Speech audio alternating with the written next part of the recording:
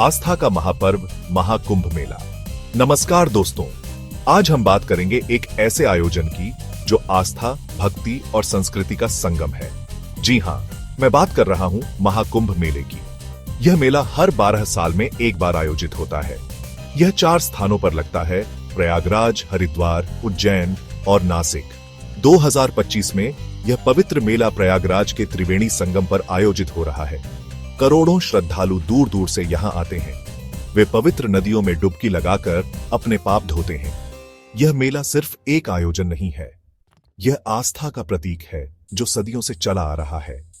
यहां लोग अपने परिवार और दोस्तों के साथ आते हैं, तंबू लगाते हैं और सामुदायिक रसोई में भोजन करते हैं। इस मेले में आध्यात्मिक गुरुओं के प्रवचन होते हैं, जिन्हें सुनने के लिए लाखों लोग आते हैं। धार्मिक जुलूस, सजे हुए हाथी और घोड़े और सांस्कृतिक प्रदर्शनों की धूम होती है। रात में मेले का दृश्य और भी मनमोहक हो जाता है, जब तंबू और मंच रोशनी से जगमगाते हैं और आतिशबाजी होती है। यह मेला न केवल धार्मिक बल्कि मानसिक शांति और आत्मिक उन्नति का भी अवसर है। महाकुंभ मेला भारतीय संस्कृति का दर्पण है। यह हमें हमारी जड़ों से जोड़ता है। यहां विभिन्न संप्रदायों के लोग एक साथ आते हैं। वे एक दूसरे की संस्कृति और परंपराओं को समझते हैं। यह मेला हमें सहिष्णुता और भाईचारे का संदेश देता है। यहां आप अलग अलग भाषा, वेशभूषा और खान पान देख सकते हैं। यह भारत की विविधता का प्रतीक है। आधुनिकता की ओर अग्रसर कुंभ मेले में बदलाव। समय के साथ कुंभ मेले में भी बदलाव आया है। सरकार और प्रशासन द्वारा बेहतर व्यवस्थाएं की जा रही हैं। सुरक्षा, स्वच्छता और यातायात पर विशेष ध्यान दिया जाता है। आधुनिक तकनीक का भी इस्तेमाल हो रहा है। श्रद्धालुओं की सुविधा के लिए ऑनलाइन पंजीकरण, मोबाइल ऐप और जीपीएस ट्रैकिंग जैसी सुविधाएं उपलब्ध हैं। सेक्शन 4, साधु संत और श्रद्धालु आस्था की अविरल धारा। कुंभ मेला, जो हर 12 साल में आयोजित होता है, आस्था और भक्ति का सबसे बड़ा पर्व है। कुंभ मेले में विभिन्न अखाड़ों के साधु संत आते हैं। ये अखाड़े सदियों पुरानी परंपराओं और रीति रिवाजों का पालन करते हैं। नागा साधु, जो अपने कठोर तप और साधना के लिए जाने जाते हैं, जूना अखाड़ा के प्रमुख साधु हैं। निर्मल अखाड़ा, ये कुछ प्रमुख नाम हैं। इनके अनुयायी बड़ी संख्या में कुंभ मेले में शामिल होते हैं। ये साधु संत कठोर तपस्या करते हैं और अपने ज्ञान से लोगों का मार्गदर्शन करते हैं।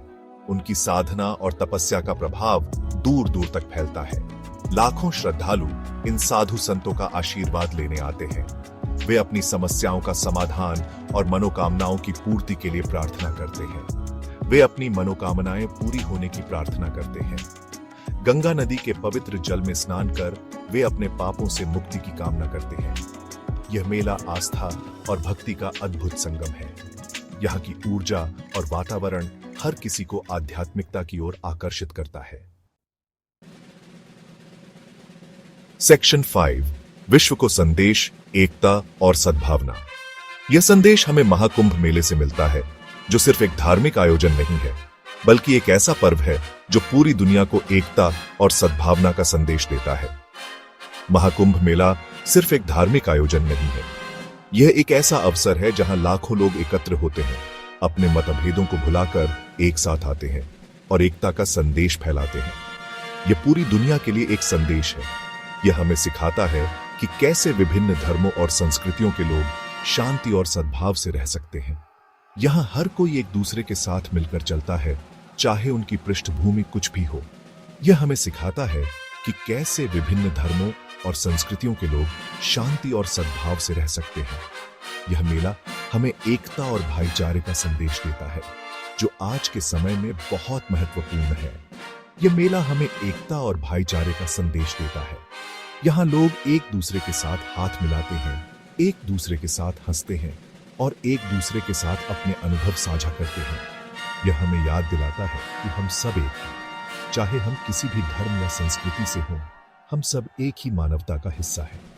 आइए हम सब मिलकर इस संदेश को पूरी दुनिया में फैलाएं। धन्यवाद।